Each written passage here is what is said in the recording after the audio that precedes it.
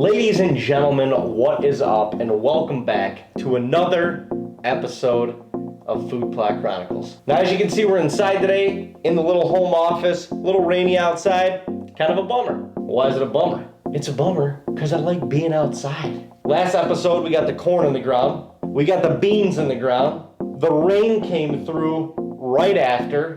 God is good. I guess we should just wrap it up here and we'll see you in the fall. No. We still got a lot of work to do. Now that the corn and beans are planted, the hard work actually begins. Now, we're gonna build us a fence. If you guys remember from last year, Dean and I trialed our first year ever of building ourselves an electric fence. We learned some things, we screwed some things up, but we're right back here this year doing it again. Why do we fence our beans? I'm glad you asked. We fence the beans because as soon as these beans germinate, as soon as those little beans start popping through the soil, the deer want to eat them. They will literally pick a field clean before it even has a chance to grow. So what we've learned is we actually fence off a portion of the field, allow them to browse on the other portion, knowing that we're going to plant the fall blend in that spot at the end of the summer. It's insane, I know. It's a lot of work. It's a lot of work just for a deer, but that's what we do. So try not to get electrocuted, and let's go build a fence. Or two.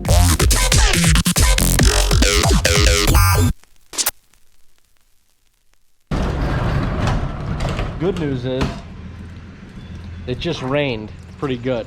I mean, literally, we just got the seed in the ground. It poured.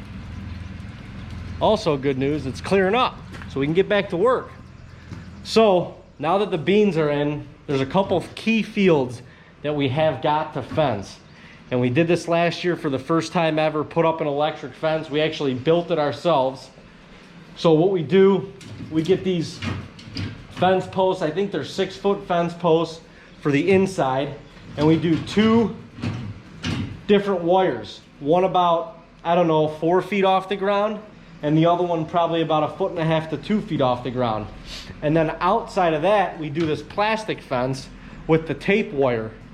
And we just do one strand of that all around. So it's basically 3 strands staggered. And I'll show you. This tape wire is what goes on the outside. This wire, this yellow braided wire, is what goes along the 2 spokes around the inside of the fence. We charge it up with a battery. We have one remote that's got I think it's 1 joule, which is a lot of power.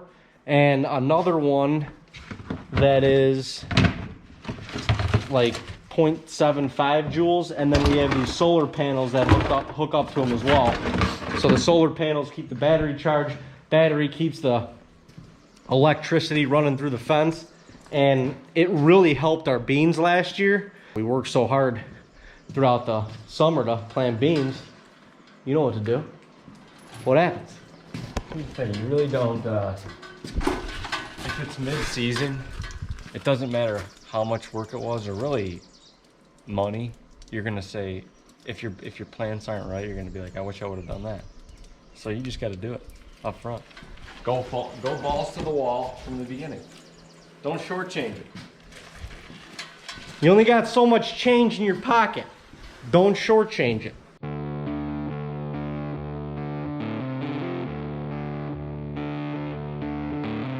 So we have the ground rods that are still in the ground right here. This is what we'll hook the battery up to and ultimately the fence to. So we're gonna stick our first pole in the ground right here. And I'm gonna just do, probably 3 or 4 posts this way, probably 4 or 5 up that way, 3 or 4, 4 or 5. And the reason is, in order to keep the wiring on the fence tight, you want each pole, the big poles, about 15 yards apart at max. And that's just so you can get those lines tight, or the wires tight, and everything is kind of clean cut, nothing sagging. It just, everything tightened up makes the whole process run a little bit better. It makes the fence ensure that it's going to work properly. And then the outside ones, you can space them out a little bit more because the tape wire is a little bit lighter. It's a little bit easier with the tightening tools to get them tightened down and everything. But basically right now, all I'm worried about is posting this off, making like kind of separating out each post, figuring out how many posts I need in this field, and then actually hammering in the posts, inside posts and outside posts, so that if we don't get to wiring it today, at least Dean can come back, or I can come back and do that myself.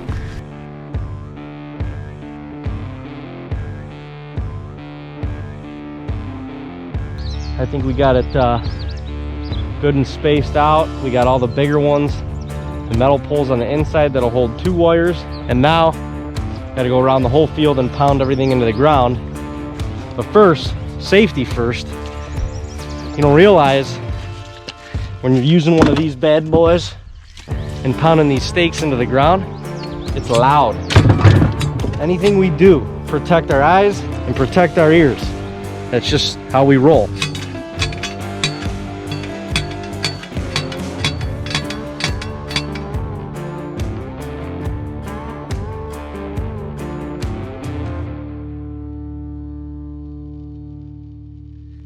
All right, everyone, well, the posts to this fence are now in, and that feels good.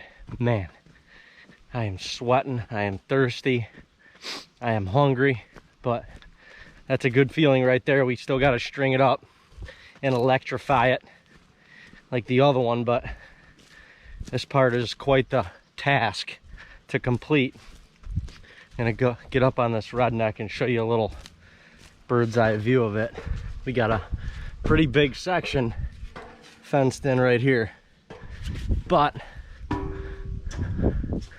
you can see, well, hopefully you can see probably about 60 yards. It cuts across in that bottom. There's about 10 to 15 yards worth of tilled up dirt still. That'll be beans right now. On the outside, comes all the way up within 40 yards is the farthest it goes from the blind right here, and then that far corner is probably another 55, 60 yards. And it's gonna, at least what we're thinking, the deer come out from our bottom down there. There's a big beaver swamp back there they bed in, and they come out and they work their way, or they want to work their way up this field. When we cut the corn last year right in front of the blind, the deer would finally make their way up, but the beans were only till about right here to the top of the hill. So they would kind of feed like across and back into the woods. This year, we kind of modified it. The beans are now all the way up to the corner. We got strips of corn in here so we can access it, and the bulk of the corn is up top. And anything, if it gets too browsed on the outside of this fence, we're just gonna till it up and plant turnips. So literally we could have turnips this whole back side of the plot as well, or it'll be beans. Either way, it's good. So this should be pretty fun to try to do by myself, but I'm going to string the wire around this whole fence, around this whole field where David staked off at the end of last week. We got the 2 inside wires and then an outside wire about 3 to 5 feet on the outside, just to kind of break up the deer's perception and being able to jump over the electric fence. So last year this didn't really work, but we had our fence set up and our power unit was not really working for, I think, over a week. So what happens is if the deer get used to the fact that it's not an electric fence, they have no problem going under it, over it, sniffing it. It kind of defeats the purpose. And then if you get your energy unit started up a week and a half later, it turned out it really wasn't even effective. They were just used to jumping over it, so most of the time they wouldn't even touch it.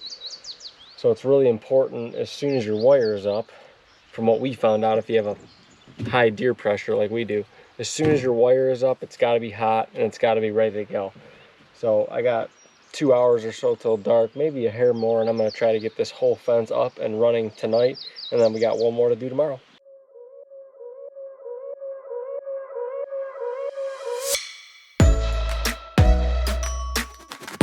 And these fences always seem to be tricky. I don't know why. I can hear the unit running, but I'm getting like no power. I could keep my hand on the wire and it doesn't really do much. So I don't know what I have going on. I don't hear anything popping, so it doesn't sound like anything's getting grounded. I don't know if my ground's not good. I can't really figure it out right now, but we got another unit back at the house. I'm gonna go grab it and just see if for some reason it might be the unit. Got the first fence in last night. It went pretty good, although it's not putting out quite the power that we want it to. Generally, a rule of thumb that I've read is that for every joule you have on your energizer, it should be about 3 feet at least of ground rod, and we have like almost 10 feet of ground rod in the ground. Look at the rows and the beans. These things are coming up awesome. That drill worked really well, and it's not perfect, but we got a bunch of corn coming up too. You know, we'll see what happens. It's definitely not going to be perfect, but I can see rows coming up all the way down.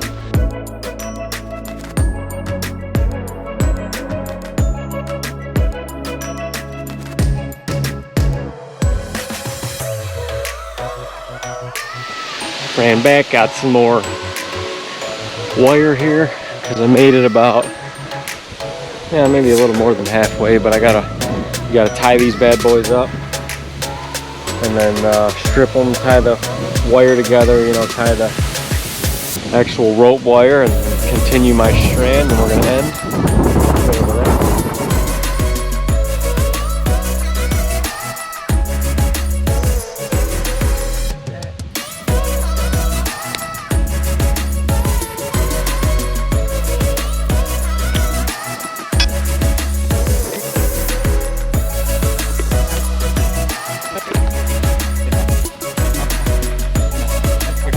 Just went around the whole fence. We had 2 or 3 ties that they were tied together tightly, but the ends of them were not looped together. So when you tie this fence together, if you need a new section, you got to tie it in the knot, and the 2 ends you have to strip and then tie the wires together too. So you got a full circuit.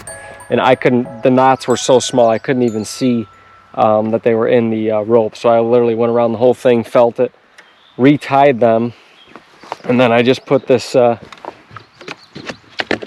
just put it back on, and we're getting full shock. So let's stick the little ground tester in the ground here. Let's see what we're reading.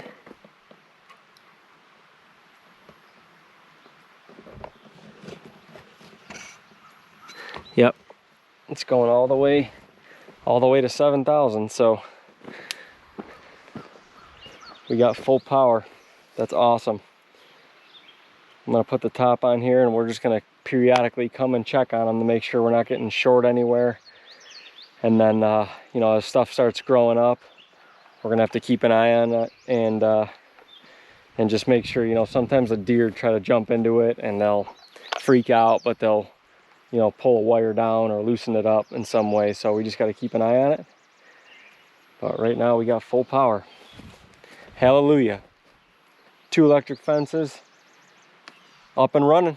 The fence is up. The fences are up. Your boy pounded the posts into the ground. The electrician, aka Dino, strung it up. We got power, and we are in business. I'm not gonna lie, the worst part about Food Plot Chronicles is building and erecting these fences. It is amazing what these fences do to allow the beans to actually grow.